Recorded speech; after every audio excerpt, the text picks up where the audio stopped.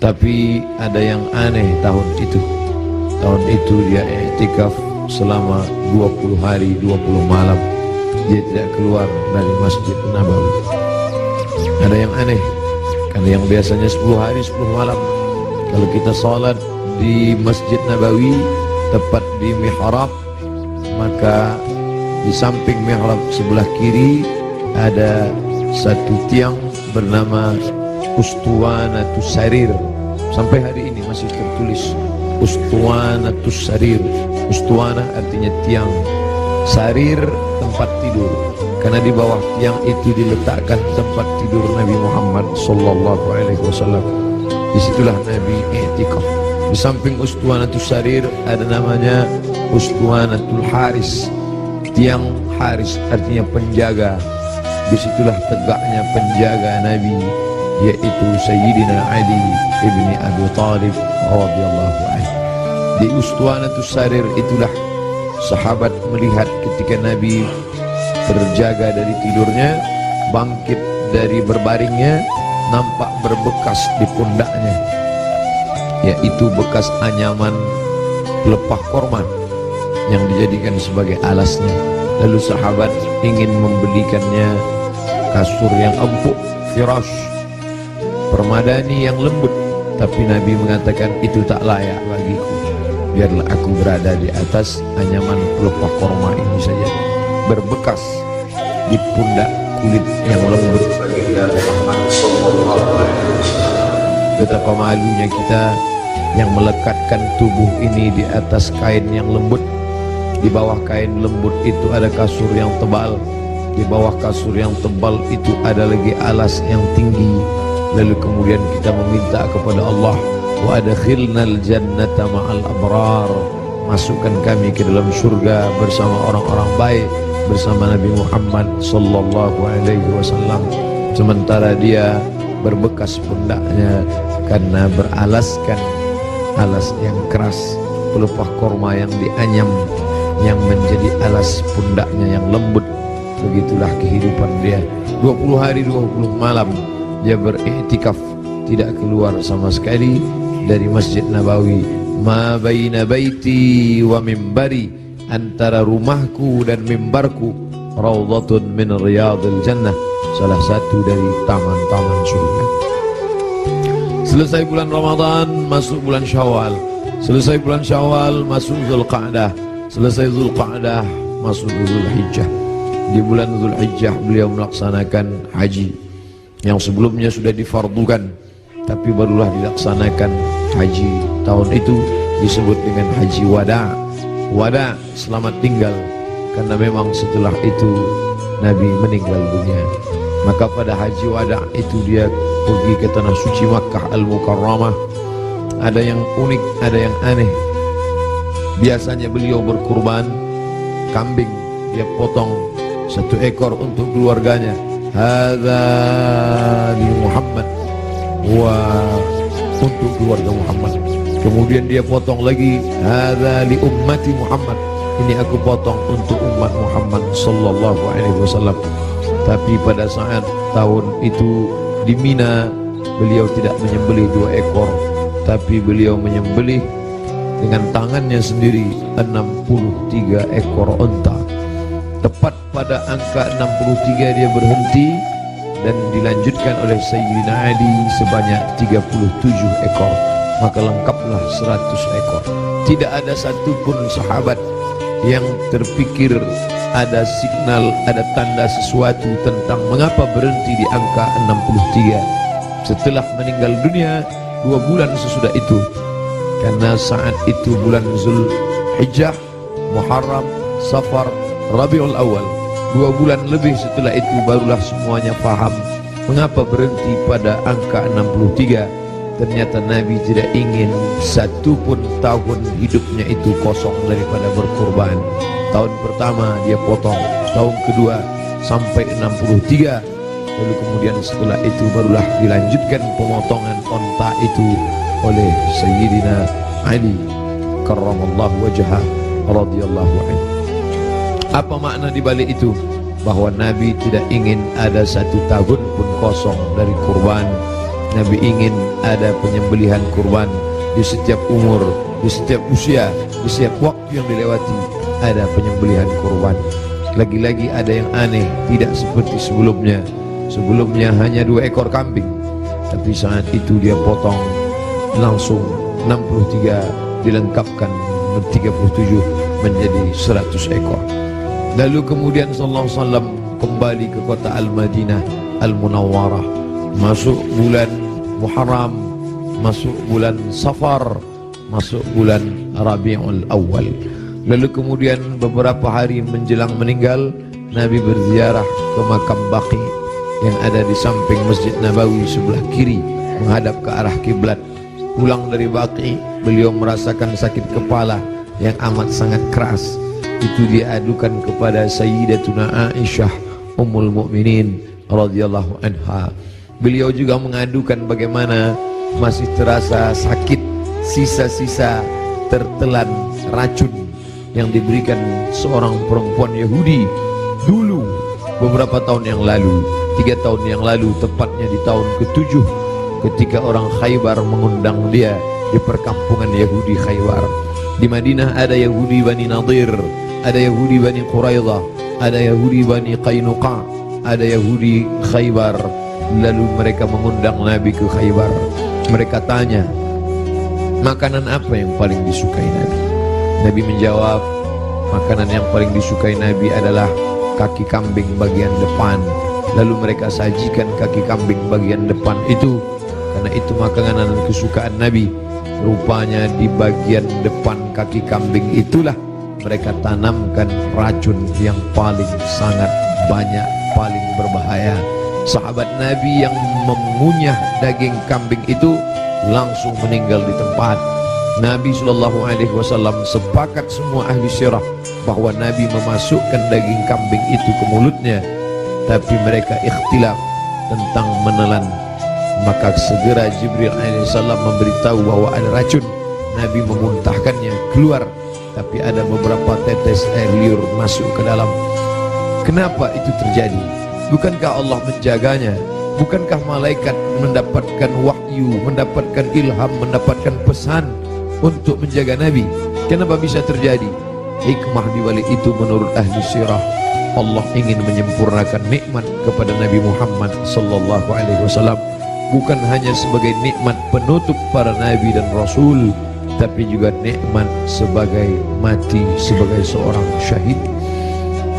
Dia sudah cukup penutup nabi dan rasul, tapi Allah lengkap. Tak ingin hanya sebagai penutup nabi rasul, dia juga meninggal sebagai seorang syahid karena meninggal akibat racun yang tertelan di Khaybar. Aku masih merasakan sisa-sisa racun itu, wahai Aisyah. Lalu kemudian Nabi SAW sempat mengalami kehilangan kesadaran. Lalu sahabat mengambilkan air yang disimpan di dalam khirbah kulit kambing yang dijahit, sampai tidak keluar air dari kulit kambing itu karena ketat jahitannya. Lalu kemudian disiramkan ke wajah Nabi Muhammad SAW. Ketika air itu disiramkan ke wajah Nabi, Nabi pun tersadar.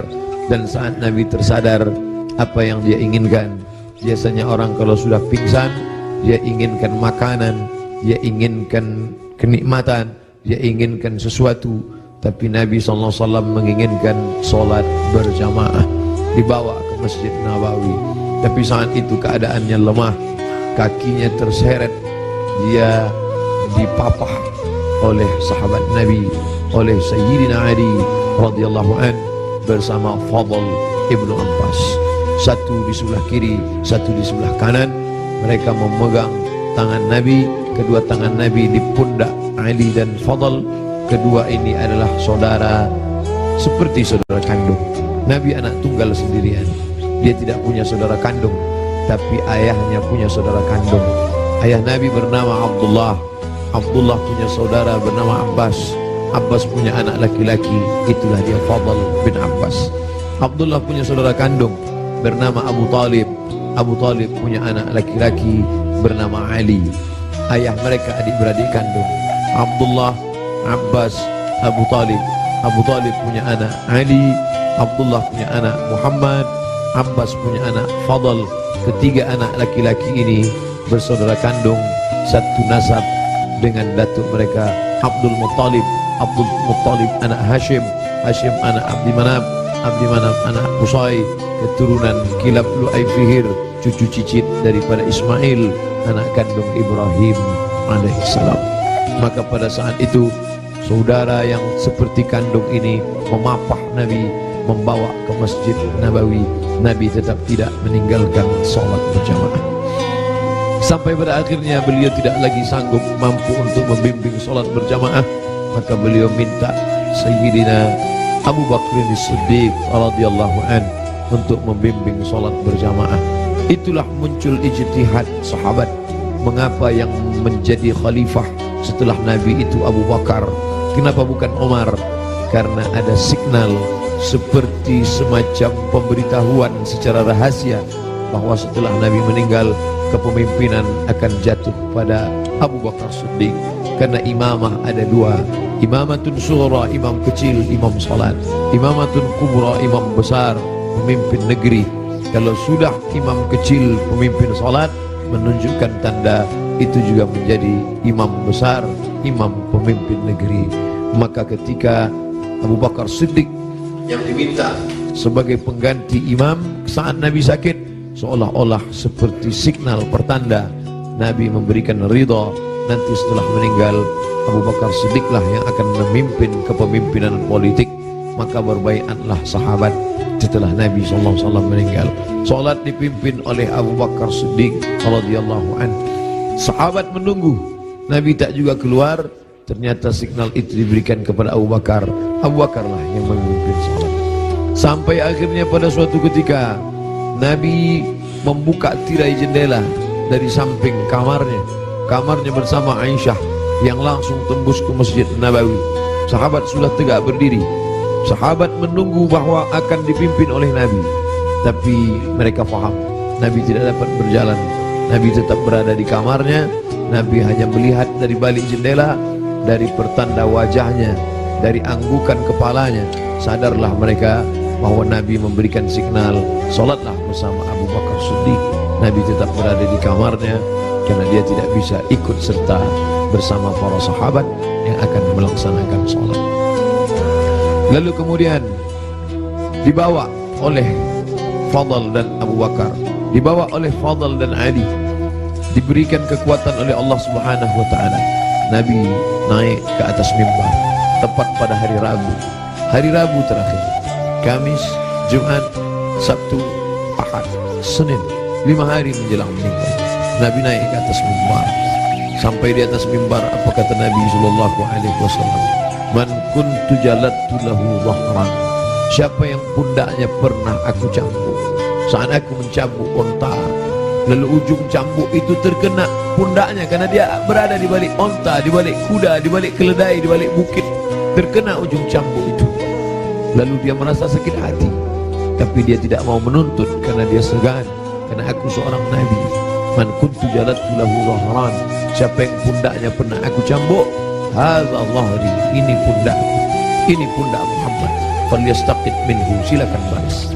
Sahabat semua terdiam. Sahabat tahu masa-masa perpisahan itu pasti akan datang. Nabi minta maaf. Siapa yang kulitnya pernah aku sakiti, ini pundakku, silakan balas. Semua sahabat terdiam. Man kuntu syatamtu lahu irdan. Siapa yang pernah cakapmu kasar, menyinggung perasaannya. Man kuntu syatamtu lahu irdan. Siapa yang pernah aku caci maki, andai datang keluar kata-kata kasar dari lidahku, lalu kemudian hatinya tersinggung, hadza irdi, ini harga diri Muhammad, falyastaqit minhu, silakan balas. Semua sahabat terdiam. Tak ada sahabat yang ingin membalas. Mereka mengikhlaskan semua. Andai pernah tercambuk pundak mereka, ya Rasulullah, jangankan pundak, nyawa kami berikan untuk kau. Saat gigimu patah, saat pelipismu berdarah, sahabat menghunuskan pedang di tengah pasukan berkobar pada perang Uhud. Mereka masuk, dijamin pasti 99,9% akan mati. Mereka memberikan nyawanya untuk Nabi Muhammad sallallahu alaihi wasallam. Abu Bakar Siddiq, hartanya, emasnya sampai bungkal dia berikan untuk biaya hijrah. Jangankan nyawa, jangankan harta, semua kami berikan untuk ya Muhammad. Semua sahabat terdiam. Lalu kemudian Nabi bertanya, siapa yang pernah aku pinjam uangnya dan belum dibayar? Kemudian tegak seorang sahabat, innalaka alayya thalatha darahim. Engkau ada utang 3 dirham ya Muhammad. Engkau pernah pinjam uang thalatha darahim, 3 dirham dan belum terbayar. Apa kata Nabi kepada Fadl? Fadl duduk di samping mimbar. Idfa ya Fadl, bayarkan wahai Fadl. Bayar 3 dirham kepada dia. Fadl segera membayarkan 3 dirham karena Nabi tidak ingin tertinggal 3. Kalau pernah tersakiti fisik, pipi yang tertampar, rambut yang tertarik, kulit yang terluka, jangan sampai kita bawa mati menghadap Allah. Kalau pernah ada hati yang tersakiti, jangan sempat ada hati orang yang sakit, maka mintalah maaf. Itu yang ditunjukkan oleh Nabi Muhammad sallallahu alaihi wasallam. Lalu kemudian hutang piutang, walaupun mati syahid, orang mati syahid tidak akan merasakan sakaratul maut. Orang yang mati syahid tidak akan merasakan azab kubur. Orang yang mati syahid tidak akan merasakan hisab. Orang yang mati syahid langsung masuk surga. 4 keutamaan mati syahid. Ilat dain, kecuali hutang piutang. Nabi Sayyidul Anbiya wal Mursalin pun tidak ingin ada hutang piutang, maka dia minta kepada Fadl, idfa ya Fadl, bayar wahai Fadl. Fadl membayar. Tapi sahabat sudah merasa tidak enak hati. Mereka sudah tahu detik-detik perpisahan itu tak akan lama lagi. Tanda-tanda itu sudah mereka rasakan sejak dari Ramadan, sejak dari haji, sejak dari Zulqa'dah, sejak dari Zulhijjah, sampai Muharram, sampai Safar, sampai ketika beliau berziarah. Tiba-tiba beliau pergi berziarah bersama para sahabat ke Bukit Uhud. Di bawah Bukit Uhud beliau ucapkan salam kepada syuhada Uhud. Assalamualaikum ya ahlal diyar minal mu'minin wa inna insyaallah bikum lahiqun. Insyaallah kami akan menyusul kamu wahai syuhada Uhud. Nas'alullah lana wa lakumul afiyah. Sahabat mengerti, nampaknya seperti ucapan perpisahan, seakan-akan ucapan wada. Nabi akan meninggalkan mereka tak lama lagi. Lalu kemudian sampailah mereka melihat sakitnya Nabi. Akhirnya dia terbaring dan dia memilih kamar bersama Aisyah, karena kamar itulah yang paling dekat dengan mihrabnya, hanya lebih kurang 22 meter saja. Di sini mihrabnya, di samping mihrab mimbarnya, di samping kiri menghadap ke kiblat, disitulah kamarnya. Antara jarak yang begitu dekat. Biasanya Bilal mengetuk pintu karena Nabi sholat qabliyah di kamar. Nabi tidak sholat qabliyah di dalam masjid. Nabi sholat qabliyah di kamar. Bilal biasanya mengetuk pintu, bertanya, sudah bolehkah iqamat wahai Rasulullah? Kalau Rasulullah mengatakan aqimis salah, iqamatlah Bilal. Barulah Bilal berani, Allahu Akbar, Allahu Akbar, asyhadu an la ilaha illallah, asyhadu anna Muhammadar Rasulullah, hayya 'alas salah, hayya 'alal falah, qad qamatis salah, qad qamatis salah, Allahu Akbar, Allahu Akbar, la ilaha illallah. Tapi hari itu tidak ada signal dari Nabi, karena Nabi berada di kamar. Dipapah pun tak juga sanggup berdiri. Sampai akhirnya datanglah Sayyidatuna Fatimah masuk ke dalam kamar Nabi sallallahu alaihi wasallam. Nabi membisikkan sesuatu ke telinga Fatimah.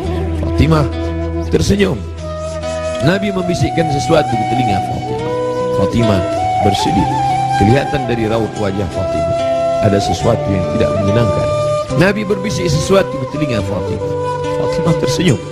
Di saat yang sama terlihat wajahnya seperti gembira mendengar sesuatu.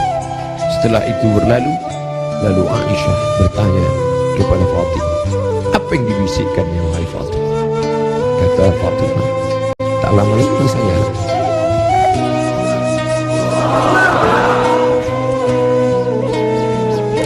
tak lama lagi masanya aku akan menghadap Allah SWT. Inilah masa-masa terakhir aku akan bersama dengan kalian. Kenapa Fatimah tersenyum? Karena Nabi berbisik, engkau adalah orang pertama yang akan menyusul di antara keluarga. Engkau adalah orang pertama yang akan bersama dengan engkau. Engkau adalah orang pertama yang akan menyusul aku dari keluargaku. Ucapan Nabi itu benar. Tidak ada yang lebih daripada itu, bahwa setelah Nabi SAW meninggal 6 bulan lamanya, tak lama, hanya 6 bulan saja setelah itu, Sayyidatuna Fatimah menyusul Nabi Muhammad SAW. Anaknya dikatakan Nabi, Innal Hasan wal Husain Sayyida Syababi Ahlil Jannah. Sesungguhnya Sayyidina Al-Hasan, Sayyidina Al-Husain adalah dua pemimpin pemuda surga. Pemuda-pemuda yang salat subuh ini, pemuda-pemuda ahli surga ini akan dipimpin oleh Sayyidina Al-Hasan, Sayyidina Al-Husain. Fatimah Sayyidatu Nisa'i Ahlil Jannah, perempuan-perempuan yang hadir di majlis ilmu ini, perempuan-perempuan salihah yang hidup bersama kita saat ini, mereka akan masuk surga dipimpin oleh Sayyidatu Nisa'i Ahlil Jannah, yaitu Khadijah, yaitu Sayyidatuna Fatimah, buah pernikahan Nabi dari Sayyidatuna Khadijah Al-Kubra. Itu yang membuat Fatimah tersenyum. Bagaimana rasanya ketika kebahagiaan bersatu dengan kesedihan? Satu sisi merasa bersedih karena akan berpisah dengan Nabi, tapi ternyata perpisahan itu tidak lama, Fatimah. Perpisahan itu tidak lama, Fatimah. Hanya sekedar 6 bulan saja. Setelah itu engkau akan menyusul. Engkau akan menyusul. Allahumma salli ala Sayyidina Muhammad. Allahumma salli ala Sayyidina Muhammad. 14 abad yang lalu kisah itu terjadi, tapi seakan-akan kita bersama dalam ruangan itu, bersama Aisyah, bersama Fatimah. Mudah-mudahan kesusahan kita ini akan membuat kita dekat dengan Nabi SAW. Tidak ada yang bisa menguatkan jiwa kita selain daripada takbir Allahu Akbar. Jangan biarkan jiwa ini larut bersama kesedihan. Tidak layak untuk sedih, karena orang-orang beriman dia mesti kuat. Allah bersama dia, Rasulullah SAW selalu bersama dia. Kita tetap berselawat, kita tetap agungkan Allah. Mengapa kita mesti rapuh? Mengapa kita mesti bersedih? Orang beriman itu, ala inna awliya Allah, ketahuilah wali-wali Allah, orang-orang yang menolong agama Allah, la khaufun alaihim wa lahum yahzanun. Tak ada takut dalam hati mereka, tak ada takut dalam jiwa mereka. Wa lahum yahzanun, mereka tidak bersedih hati. Yang tidak boleh hanya memukul-mukul pipi, menarik-narik kantong, menarik-narik rambut, menyobek-nyobek baju. Laisa minna man darabal khudud wa syaqqal juyub. Siapa yang memukul pipi, siapa yang menarik rambut, siapa yang merobek kantong, bukan umat Muhammad sallallahu alaihi wasallam. Adapun meneteskan air mata, ketika anaknya Ibrahim meninggal dalam usia 18 bulan. 18 bulan umur anak kesayangan itu meninggal, meleleh air mata Nabi. Kenapa engkau menangis ya Rasulullah? Amatarda ya Rasulullah? Apakah engkau tidak ridha atas ketetapan Allah ini? Aku ridha, kata Nabi. Lalu kalau ridha, kenapa engkau menangis? Ungkapan kasih sayang, air mata ungkapan kasih sayang. Kita bukan marah kepada Allah, kita bukan tidak senang. Ini bukan niyahah, ini bukan ratapan, ini bukan majelis ratapan. Ratapan adalah sumpah serapah. Mengapa anakku yang meninggal? Mengapa menantuku yang meninggal? Mengapa suamiku yang meninggal? Kita tidak meratap. Majelis ratapan dicela, dimurkai oleh Allah dan Rasulullah. Kita tidak meratap. Ini air mata kesedihan, ini air mata kasih sayang. Selama mulut tidak menyumpah serapah. Da'wurna, kata Nabi, ketika ada beberapa perempuan yang menangis bersama Nabi berjalan, Sayyidina Umar radhiyallahu anhu. Lalu apa kata Umar? Da'wurna, biarkan mereka menangis. Ungkapan kasih sayang. Selama tangan tidak memukul pipi, selama tangan tidak menarik rambut, selama mulut tidak berkata sumpah serapah, maka biarkan.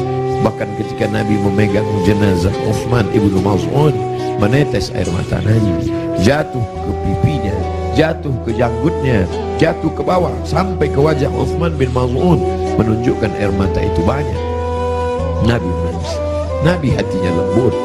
Menangis adalah ungkapan kasih sayang. Menangis adalah ungkapan kesedihan. Menangis adalah ungkapan keridhaan.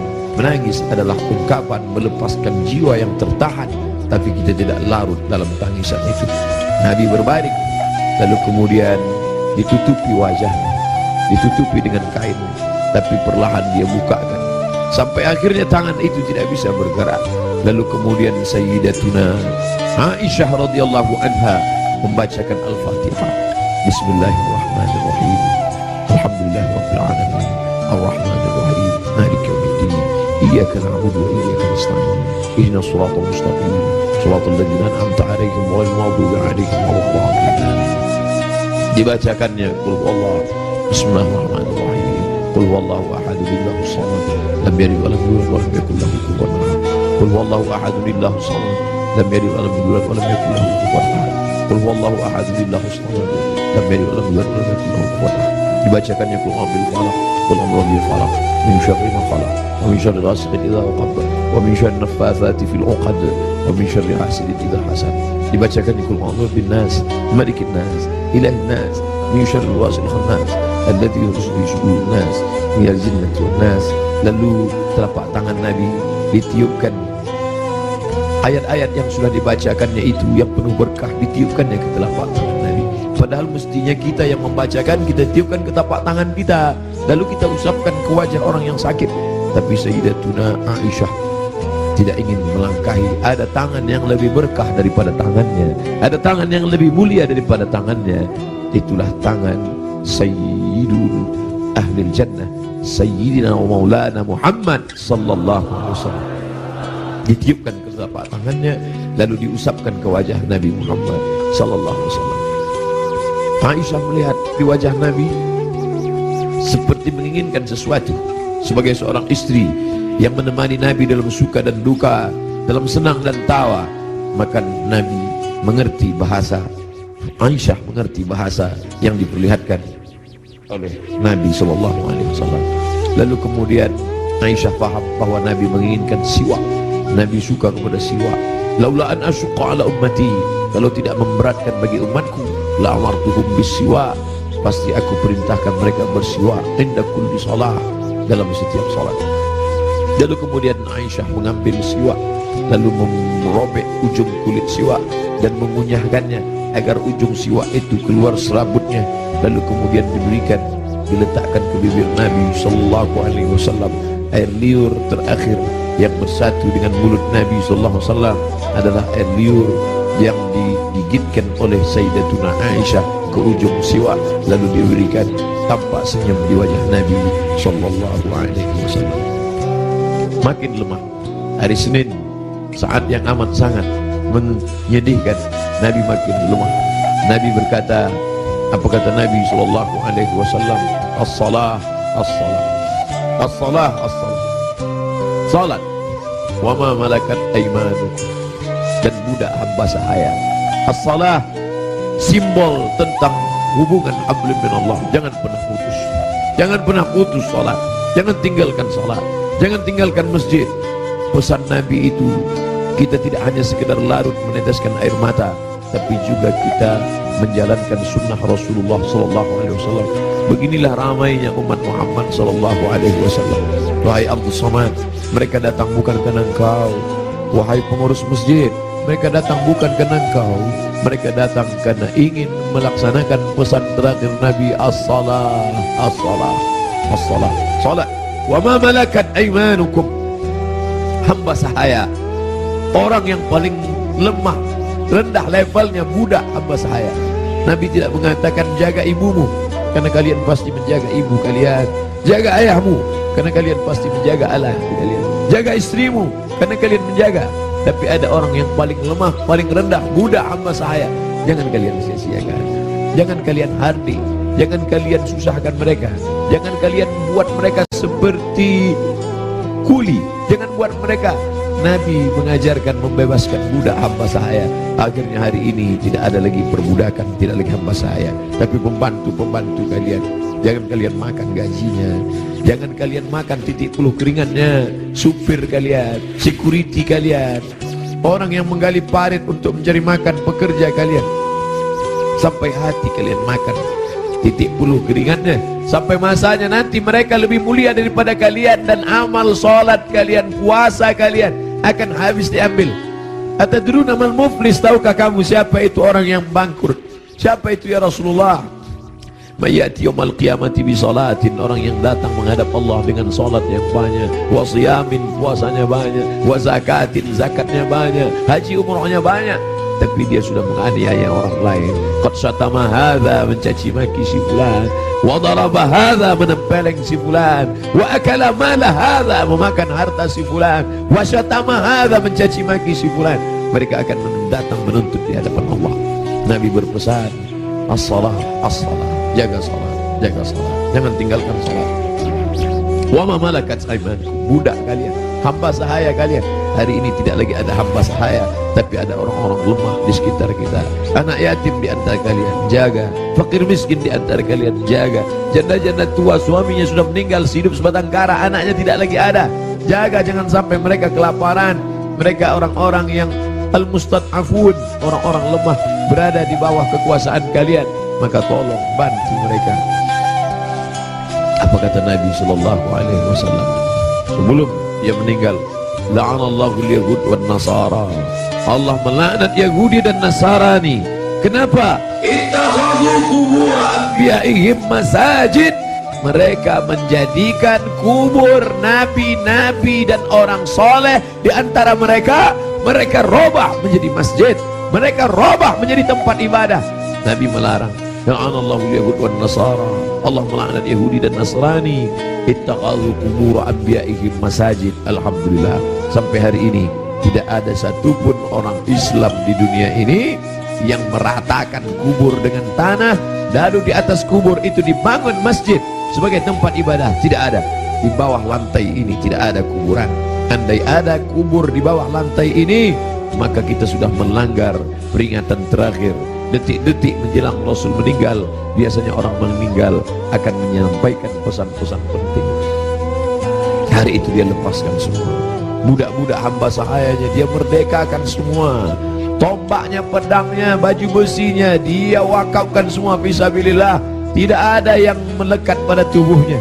Dia ingin mati menghadap Allah Subhanahu wa ta'ala dalam keadaan bersih sebersih-bersihnya. Tapi pesan-pesan ini penting. Dia tidak ingin ada orang membangun makam menjadi tempat ibadah, lalu kemudian orang beribadah di sana, sholat di atasnya. Adapun ada makam di samping kiri masjid, di samping kanan masjid, ada dinding, ada jalan, maka itu tidak termasuk menjadikan makam sebagai masjid. Yang dilarang hanyalah meratakan makam lalu dibangun masjid di atasnya. Laknat Allah, laknat Rasulullah kepada mereka yang melakukan itu, dan kita tidak ada satupun yang melakukan itu. Masjid kita bersih daripada ini. Sampai akhirnya saat petang hari Nabi mulai mengatakan, apa kata Nabi SAW?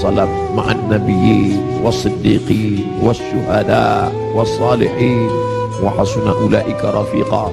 Ma'an nabiyyin, akan bersama dengan para nabi, Adam, Idris, Nuh, Hud, Saleh, Ilyas, Ilyasa, Zakaria, Musa, Yahya, Ayub, Sulaiman, Zulkifli. Mereka sudah lama menantikan saat Isra Mi'raj bertemu di langit pertama, bertemu di langit kedua, bertemu di langit ketiga. Bahkan wa antal imam, engkau yang menjadi imamnya saat salat di Masjidil Aqsa. Tapi ini pertemuan bukan antara hidup dengan mati, tapi pertemuan antara orang yang sudah meninggalkan kehidupan. Ma'an nabiyyin, akan bersama dengan para nabi. Was-siddiqin, akan bersama dengan para siddiqin, orang-orang yang benar. Was-syuhada, akan bersama dengan orang yang mati syahid. Was-salihin, akan bersama dengan orang-orang yang saleh. Wa hasuna ulaika rafiqa, mereka itulah sebaik-baik teman. Kalian sahabat-sahabat, kalian adalah orang-orang baik, tapi aku akan bertemu dengan orang yang lebih baik. Siapa dia? Para nabi, was-siddiqin, was-syuhada, was-salihin.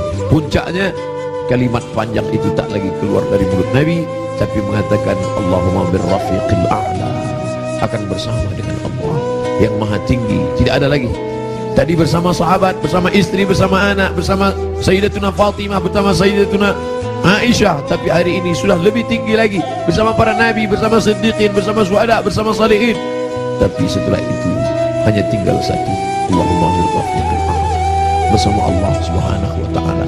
Nampak perlahan roh itu keluar dari jasad Nabi SAW di kamar yang agung dan mulia, di tempat yang mulia antara kamar itu dan mimbar, ma baina baiti wa mimbari raudhatun min riyadil jannah. Meninggallah Nabi Muhammad sallallahu alaihi wasallam. Inna lillahi wa inna ilaihi raji'un. Sampai berita itu kepada sahabat, ada sahabat yang tak tahan mangkat tersedak sampai ke kerongkongan. Tapi berita itu sampai kepada Sayyidina Umar bin Khattab. Umar orang yang amat sangat hebat. Sebelum Umar masuk Islam tidak ada orang yang berani membaca Al-Quran dengan suara keras, semuanya bersembunyi. Tapi begitu Umar masuk Islam, orang berani. Begitu juga respon kepada Umar. Begitu sampai berita kepada Umar, wahai Umar, Nabi Muhammad SAW sudah meninggal. Wahai Umar, Umar mencabut pedangnya. Man qala inna Muhammadan qad mata. Siapa yang mengatakan Muhammad mati akan aku pancung kepalanya, kata Umar. Siapa yang berani mengatakan Muhammad mati akan aku pancung kepalanya, kata Umar. Saat itu datang Abu Bakar Siddiq. Datang Abu Bakar Siddiq membacakan ayat wa ma Muhammadun illa rasul. Wa ma Muhammadun illa rasul. Muhammad bukan Tuhan. Muhammad hanyalah seorang rasul. Qad khalat min qablihi rusul. Sebelum dia dulu sudah ada rasul-rasul. Ada Adam meninggal. Ada Idris meninggal. Ada Nuh meninggal. Ada Ayub meninggal. Ada Zulkifli meninggal. Ada Musa meninggal. Ada Harun meninggal. Qad khalat min qablihi rusul afa immata, kalau dia meninggal, au qutila, atau dia dibunuh orang, inqalabatum ala a'qabikum, apakah kalian akan meninggalkan agama ini? Apakah kalian akan murtad? Begitu mendengar ayat itu, padahal Umar bin Khattab hafal Quran, padahal Umar bin Khattab termasuk 40 sahabat kutabul wahyi, penulis wahyu. Tidak hafalkah dia ayat itu? Dia hafal Quran, dia penulis wahyu. Tapi kenapa ketika pukulan berat itu datang, lupa, hilang ayat itu dari kepalanya? Maka kita pun begitu dalam hidup ini. Kadang ketika pukulan berat itu datang, kita perlu sahabat, kita perlu teman-teman. Saat ini Abdul Somad yang mengingatkan, saat ini Abdul Somad yang membacakan. Tapi sampai masanya pukulan berat itu datang bertubi, Abdul Somad pun lupa. Siapa yang akan mengingatkan dia? Ada sahabat-sahabat dakwah semua. Abdul Somad bukan guru, Abdul Somad bukan imam, Abdul Somad bukan syekh, Abdul Somad bukan habib. Abdul Somad hanyalah seorang sahabat dakwah yang saling mengingatkan, watawasau bil haq, watawasau bis sabr. Hari ini aku yang mengingatkan engkau saudara, tapi besok aku boleh lupa, besok aku boleh lalai. Kalian yang akan mengingatkan. Ustaz Somad dulu yang ceramah tentang ini, Ustaz Somad dulu yang kenapa engkau lupa Ustaz? Hari ini subuh ini yang penuh berkah. Allahumma barik li ummati fi bukuriha. Ya Allah, berkahi umatku ini pada waktu pagi, pada waktu subuh. Lalu kemudian berita itu sampai kepada Umar. Umar tak dapat menguasai jiwanya. Ternyata cinta mengalahkan ayat, ternyata cinta mengalahkan semuanya. Tapi ada orang tua yang santun membuat pedang itu terjatuh. Bagaimana dengan sahabat yang lain? Bilal tidak sanggup tinggal di kota Al-Madinah Al-Munawwarah. Bagaimana mungkin dia bisa sanggup tinggal di sana? Setiap subuh dia akan mengetuk pintu itu. Dan mulai besok Selasa, kalau dia ketuk pintu itu tidak ada lagi yang keluar dari kota. Bagaimana mungkin dia sanggup tinggal di sana? Dia tinggalkan kota Madinah.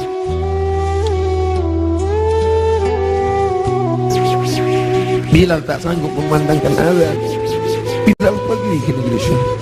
Dia tinggalkan kota Al-Madinah Al-Munawwarah. Dia pergi ke negeri Syam. Sampai akhirnya Anas bin Malik pergi pindah ke Basrah. Anas bin Malik sahabat yang terakhir meninggal di Basrah tahun 93, tahun 94 Hijrah. Mereka tidak sanggup. Mereka tidak sanggup tinggal di sana. Sebagian sahabat menetap karena kekuatan iman, kekuatan cinta. Tapi sebagian sahabat juga harus menghindar jauh karena kerinduan yang begitu mendalam. Sampai akhirnya Bilal tetap menetap di sana. Sampai akhirnya Umar merasa perlulah Bilal kembali sekali-sekali. Datanglah Bilal ke kota Al-Madinah Al-Munawwarah. Aku tidak sanggup, kata Bilal. Bagaimana aku akan mengumandangkan azan di sana? Yang biasanya kalau aku mengumandangkan azan, setelah itu aku iqamah. Kalau aku iqamah ada yang keluar dari kamar itu. Nanti kalau aku iqamah tidak ada yang keluar dari sana. Tidak sanggup aku. Sampai akhirnya datang Sayyidina Al-Hasan, Sayyidina Al-Husain. Bilal tidak sanggup menolak. Ini yang meminta adalah cucu Nabi Muhammad sallallahu alaihi wasallam. Datanglah Bilal ke kota Al-Madinah. Kami tahu cintamu kepada Nabi luar biasa. Kami tahu engkau bersama dengan Nabi sallallahu alaihi wasallam. Kami tahu bahwa engkau amat sangat kagum besar cintamu. Tapi datanglah. Bilal tak sanggup menolak. Yang akan dia temui ini bukan orang biasa, tapi cucu yang mengalir darahnya dalam darah mereka. Maka dia datang. Hari itu Bilal datang ke kota Al-Madinah. Bilal mengumandangkan azan subuh. Terdengar suara Bilal, Allahu Akbar, Allahu Akbar. Sahabat mendengar suara yang tak pernah mereka dengar. Itu suara orang yang dulu ketika azan berkumandang pasti Nabi akan keluar. Kalau begitu Nabi hidup lagi, kata mereka. Itu dulu suara, dulu sudah lama kami tak mendengar suara itu. Berarti dia sekarang sedang berada di Madinah. Berarti dia sedang datang sekarang. Kami ingin mendengarnya. Kami ingin ramai sahabat Nabi datang berbondong-bondong. Ramai mereka datang ke Masjid Nabawi karena mereka yakin dan percaya kalau suara itu keluar Nabi pasti akan datang. Tapi ternyata tidak. Ketika Bilal mengumandangkan azan, mereka hanya berjumpa dengan Bilal. Mereka hanya berjumpa dengan Sayyidina Husain, cucu Nabi Muhammad sallallahu alaihi wasallam. Kita tak pernah bersedih. Kita tak pernah bersedih. Kita hanya mengucapkan setiap hari Assalamu alayka ayyuhan nabiyyu wa rahmatullahi wa barakatuh. Nanti kalian akan minum dari telaga ini. Nabi naik ke atas mimbar, aku lihat ada telaga, kata Nabi. Ada telaga Haud dan kalian akan minum di sini. Siapa yang minum dari sana ya Rasulullah? Ikhwani, ikhwani, saudaraku akan minum dari sana. Kamikah itu ya Rasulullah? Enggak. Antum ashabi, kalian sahabat. Kalian sahabat. Kalian sahabat. Yang akan minum nanti di sini ikhwani. Siapa itu ya Rasulullah? Amanu bi wa lam yarawni. Mereka beriman kepadaku padahal tak pernah melihat aku. Mudah-mudahan kita termasuk di sana. Aku bukan orang Arab, aku tidak Quraisy, aku tidak pernah bersamanya, tapi aku berharap, kita semua berharap 14 abad jarak kita dengan dia, 1439 tahun yang lalu jarak kita dengan dia. Dia sudah memikirkan kita, patah giginya, berdarah pelipisnya, berdarah kakinya. Sahabat berkata, engkau punya doa mustajab ya Rasulullah, engkau punya doa makbul ya Rasulullah. Kau doa sekali saja rata mereka dengan tanah, kau doa sekali saja mati mereka ya Rasulullah. Mintakan doa itu ya Rasulullah. Allahumma salli ala Sayyidina Muhammad. Sekali saja engkau berdoa ya Rasulullah, akan mati mereka semua. Kata Rasulullah, tidak, doa itu aku simpan. Untuk siapa? Untuk kalian nanti di padang mahsyar. Aku simpan doa itu syafaatan li ummati. Dia pikirkan kita 14 abad yang lalu. Apa yang kita lakukan untuk agamanya ini? Apa yang sudah kita buat? Orang-orang kaya, tolonglah agama Allah ini. Kalian dirikan MDA, tolong fakir miskin. Air mata tidak cukup untuk menolong agama Rasulullah SAW. Pemimpin-pemimpin, raja-raja, sultan-sultan, kalian semua akan mati menghadap Allah. Satu-satunya syafaat hanyalah syafaat Rasulullah SAW. Sungguh ini, bapak-bapak dari kepolisian, bapak-bapak dari TNI, hadirin hadirat sekalian, kita semua insya Allah mendapat syafaat Nabi Muhammad SAW. Cinta kita mendalam. Abdul Somad, kau bukan siapa-siapa. Mereka mendengar kau bicara, karena yang keluar dari mulutmu itu hanyalah sabda Rasulullah SAW. Kau hanya meminjam kemuliaannya. 0,001% yang dipinjamkannya ke mulutmu, kau hanya cerita tentang dia. Mereka sayang kepadamu karena dia. Allahumma salli ala Sayyidina Muhammad. Kami cinta kepada Allah, kata Yahudi. Kami cinta kepada Allah, kata Nasrani. Kami cinta kepada Allah. Qul, katakan, in kuntum tuhibbunallah, kalau memang betul kalian cinta kepada Allah, fattabi'uni, ikuti aku. Tidak ada yang diterima di akhirat kecuali orang yang mengikuti Muhammad. Asyhadu an la ilaha illallah wa asyhadu anna Muhammadan Rasulullah. Kerinduan kita kepada dia. Mereka dulu mencium wajahnya, mereka dulu mencium tapak tangannya. Apa kata Anas bin Malik, orang yang paling beruntung itu? Qadimtun Nabi 10 sinin, aku melayani dia 10 tahun lamanya. Sendalnya aku bawakan, air wuduknya aku siapkan, aku berjalan di belakangnya, aku cium tapak tangannya, lebih halus dari sutra, lebih harum, atyabu min rihil miski, lebih harum dari semerbak kasturi. Kami tidak seberuntung engkau Anas bin Malik, tapi kami ingin ikut bersamanya, dan kami ingin minum di telaga itu bersama Rasulullah sallallahu alaihi wasallam. Siapa yang minum di telaga ini, la yadma'u fiha abadan, tidak akan haus untuk selamanya. Selamatkan anak-anak cucu kami ya Allah, jangan sampai beralih akidah kepada yang lain. Kerinduan kita kepadanya hanya dapat kita lakukan dengan 1, dengan 2, dengan 3. Tolong agamanya, tolong agamanya. Dan kita berbanyak selawat. Asal datang rindu dalam hati selawat. Allahumma salli ala Sayyidina Muhammad wa ala ali Sayyidina Muhammad. Tapi dia juga masih punya keturunan-keturunan.